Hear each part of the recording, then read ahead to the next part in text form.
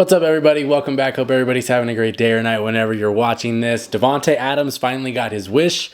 He's finally reunited with Aaron Rodgers. He's a New York Jet. It's a third-round pick. Conditionally, could be a second-round pick as the deal. And I love this for the Jets. I love it for Davante because, I mean, let's be honest, this was probably the most obvious trade coming ever since he requested his trade. And the Jets needed help offensively. They needed a spark. They needed some more juice.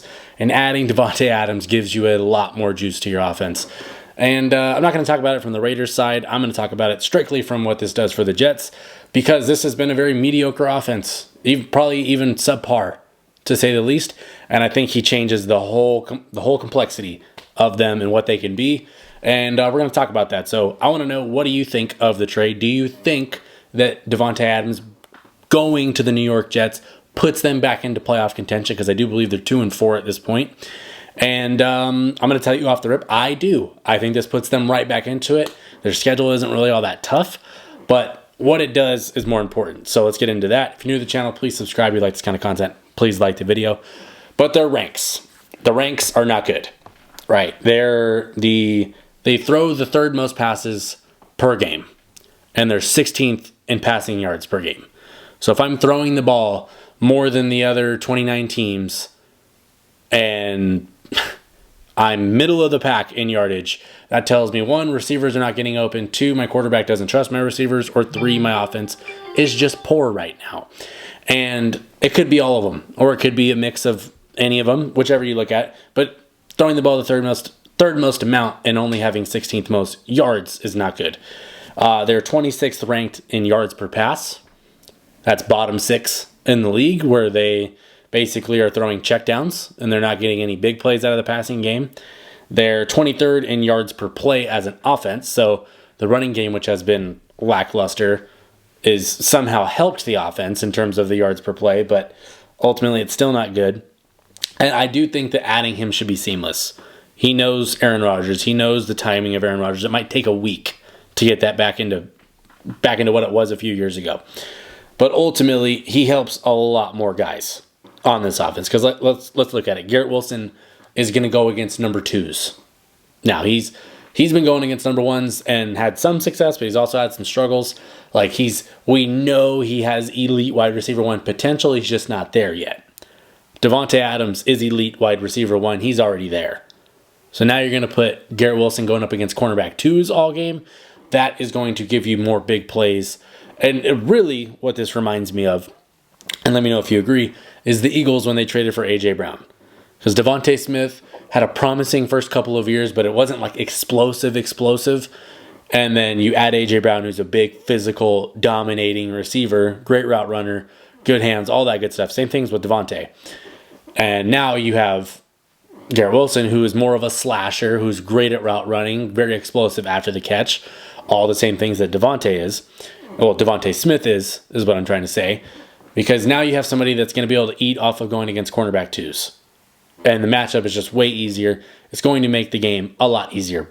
Breece Hall is going to have bigger running lanes because you have to keep guys out of the box to try and double-team Davante or double-team Garrett or double-team them both if they're both killing you.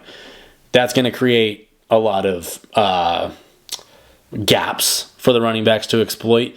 I think Braylon Allen's going to get an even bigger chunk. I think his percentage of plays will go up because he's been really good. But I think it's going to alleviate pressure because Garrett Wilson, like I said, was having some struggles against wide receiver or against cornerback 1s. Breece Allen was having troubles getting yards, to put it simply. He had a really, really underwhelming first 5 games. So now you're going to add Davante to this. That's going to space the field out. It's going to make things easy. Aaron Rodgers knows where he's going to be, knows when he's going to be there. That stuff is going to be seamless. So this should easily go from I think they're the 22nd ranked offense in the entire NFL. They should easily go to top 14, top 12 with adding him, because when you add an elite star player like that, I'm sure his hamstring is going to magically heal overnight. We all know that was just so he didn't get hurt, so that the Raiders could trade him. Ultimately, I think it's going to propel them because Garrett Wilson's going to get easier matchups. Breece Hall, easier matchups. The offensive line doesn't have to hold up as long because somebody else is open sooner. Mike Williams is going to probably get cut or traded. is more than likely. Lazard's cool as a wide receiver 3, but having Davante and Garrett Wilson as your combo of receivers, you might have the best 1-2 punch in the NFL. It's very possible of that. And I do think that we were starting to see Aaron and Garrett start to get their rhythm figured out. Like, that was starting to show that it was coming along. Targets were getting there, and Garrett was making plays. But now it's just going to be like, okay, he may have less targets, less volume, but better efficiency, bigger plays. So now you're going to go from being the 26th rank yards per pass to being in that top 15 because guys are stretching the field and making plays out there. That's all the stuff that Davante Adams is going to do. He's going to make it a lot easier on everybody else, and he's also going to put up a hell of a lot of numbers. That's how that works. The defense was already really good. It was top 10 yet again. They were pretty solid. I think they can be better, but I think when you have the Hassan Reddick situation, he lost Bryce Huff. They did lose some juice on that side of the ball, but still a top 10 unit. And if you look at their last 3 losses, right, I think it's the last 3 games, they've lost by 1 to the Broncos, 6 to the Vikings, and 3 to the Bills. All games where the offense struggled a lot. You're losing by 1 score every single time. I think Davante Adams definitely can add you 3 points a game. He can add you 3 to 6 points a game. That's very fair, I think, to rationalize. And over the 4 losses, because we got to count the one against the Niners, they've only lost by a combined 23 points in their 4 losses. That's less than 6 points a game. So I think they're going to be in good shape. The schedule after this is pretty light, in my opinion. You're going to play the Steelers this week. Steelers have a really good defense.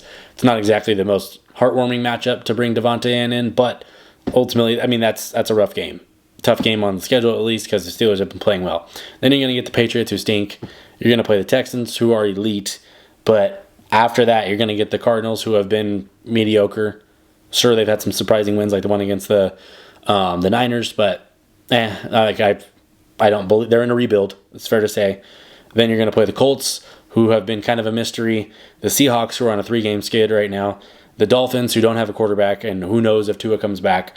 You're going to play the Jags, who are tanking and look like that locker room is in shambles. The Rams, who have not been very good, and they've been banged up as well. The Bills, obviously the Josh Allen effect. They did just get Amari Cooper. That's a tough game. And then you're going to play the Dolphins again, who may not have a quarterback. So realistically, you have a tough game against the Steelers, a tough game against the Texans, and a tough game against the Bills at the end. And then I would say like a who knows game with the Seahawks. But ultimately, like, you've got a lot of winnable games. You're going to have a top elite receiving duo. You're going to have Aaron Rodgers probably in sync a lot better with both those guys now that he has both. And I don't see how they don't get better. And them getting better when they were only losing by 1, 2, 3, and 6 points, whatever it was, that's going to be enough to push them over. Because the defense is good enough. The offensive line, if it doesn't have to hold up for so long for guys to get open, will be better. The running game will be better. These are all things that I think you're going to see a massive uptick in terms of efficiency and scoring and plays being made. Let me know if you agree in the comments. I just think Davante getting traded to the Jets was super obvious, but awesome that it happened finally. I'm glad that the Raiders didn't just send him to the abyss of like a bad team just to get him off their hands. But I think the Jets could be right back into playoff contention now. And sure, they're 2-4 as we're saying this, but when you add a top-tier elite receiver to an offense that needed some punch, I think that puts you in the right path to turning it around. But anyway, if you're new to the channel, please subscribe if you like this kind of content. Please like the video. But Davante Adams is finally reunited with Aaron Rodgers. They both get their wish. Now let's see if they can, make it look good, make it a playoff team. Thanks for watching. I'm done. Peace.